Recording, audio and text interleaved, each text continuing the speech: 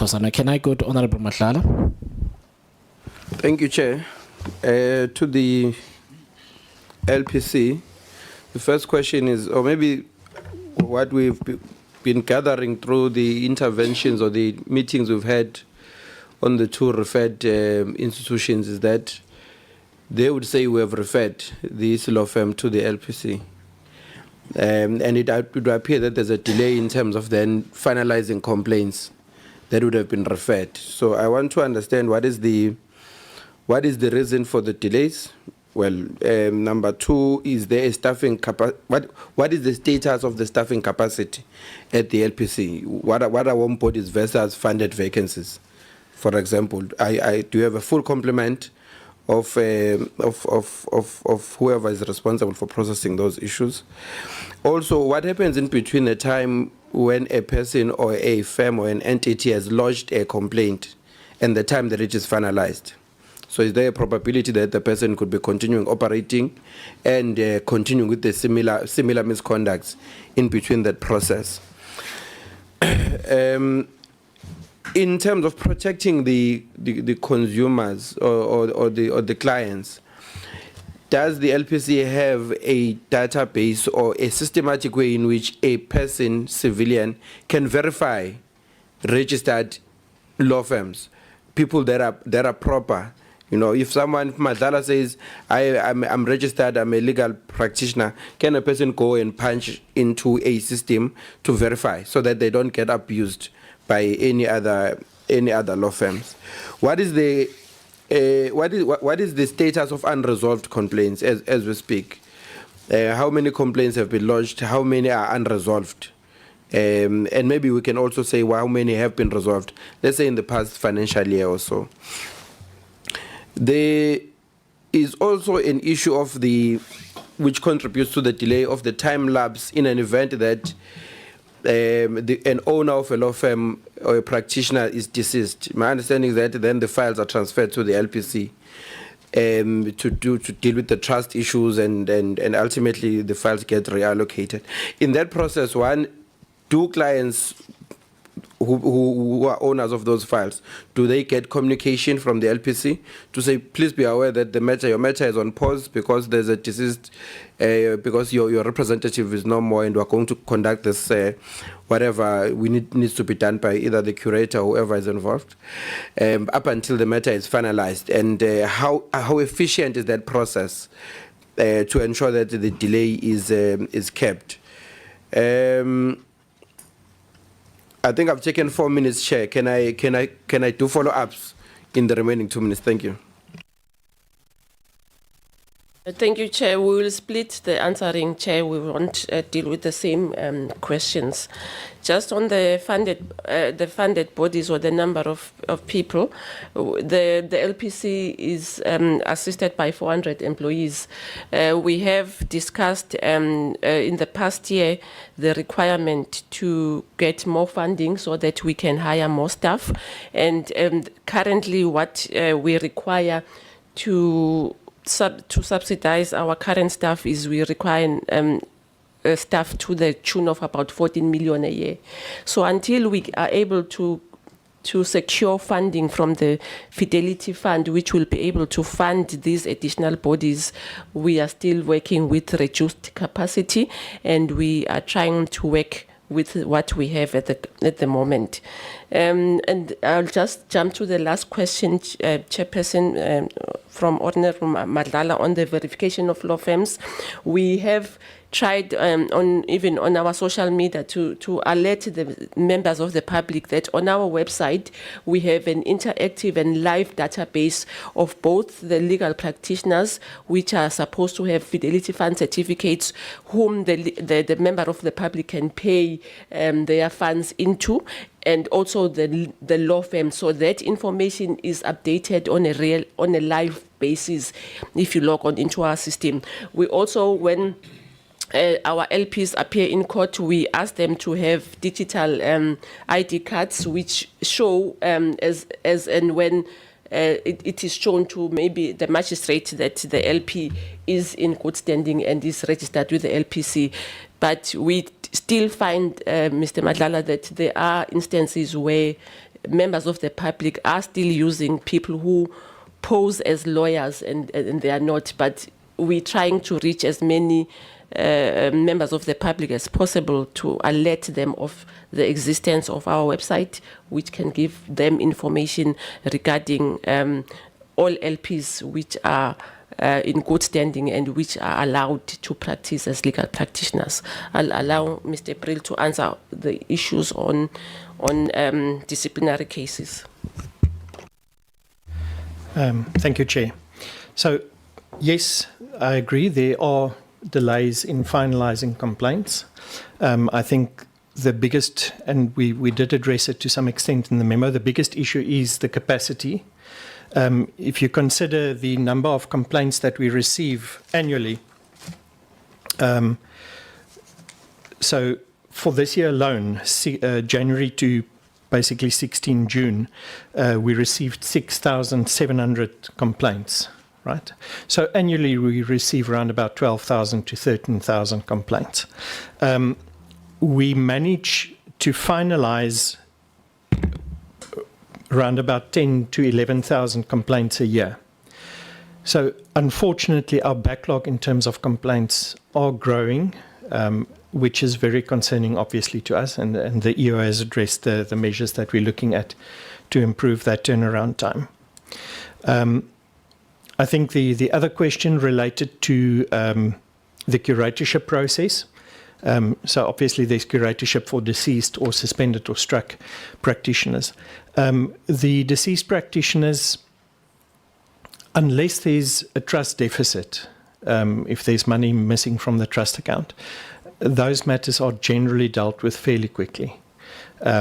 We tend to try and not appoint a curator on each deceased matter unless it's absolutely necessary.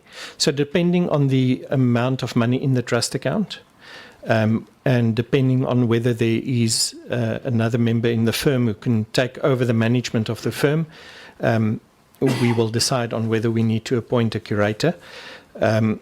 Once a curator is appointed, in terms of the court orders, the curator and the curators in general are the directors for the provinces. So I cannot make a decision on my own on payment of a claim against the trust account. I need to have permission from the Legal Practitioners Fidelity Fund Board. So all claims that come in need to get approval from them as well. And this is just to safeguard against, abuse. You really don't want Ignatius Brill on his own to make all the decisions on all curator matters. I think it's just a safeguard. And the claims go through a verification process. So the client needs to show us that they are the beneficiary of the money in the trust account. So in short, if the accounting records are up to date and correct, then those matters are finalized fairly quickly. Chair.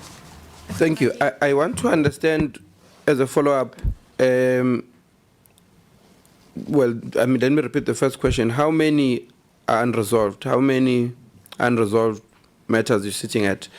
In your response, you said about a year you get about 12,000 and you resolve about 11,000. So you're saying your performance in terms of resolving issues is at around 90-something%. So the backlog, where does it come from? I want to also understand that if you resolve it, if your performance level is at 90+%, where does this backlog come from? Is it from legal issues, or where exactly does it come from? But also, what is then your turnaround strategy around that? And maybe lastly, besides dealing with the legal issues and the backlog, what is the time frame within which you have set yourself to resolve matters? Whether you meet that or not, I think that's second. I just want to know if you are saying that when we receive a complaint from the time it's logged in, we have got 30 days or within 60 days or within 90 days in a normal functional environment. However, currently we maybe are not able to meet that or whatever is the case. Thank you. If I may respond, the backlog comes from the number of complaints that we do. So every year it adds on a small bit. Some years is good years. The COVID-19 set us back substantially, and that we just never could get up to date subsequently. You must understand, We don't have all the capacities for conducting virtual meetings with all the committee, the complainants and so forth. We struggle to conduct meetings virtually. So the current amount of open complaints as it stands at this stage is 23,164. I think the oldest one is dating back to 2016 at this stage. So still from the Law Society's days. Time frames in terms of the Act, we are obliged to provide the attorney 30 days after we send them the letter to reply to the complaint. They don't always comply. We call it a reminder, give them extra 2 weeks. The complainant gets opportunity to respond to the comments. We will then, of course, give the complainant also 30 days. So between all of this until it's ready really for the agenda, that's if everybody responds, it takes about 3 to 4 months for the whole process to run, the investigation. It's then placed before an investigating committee consisting of a panel of attorneys or advocates, depending on who is the respondent in the matter. And that will depend on the workload of the legal officer.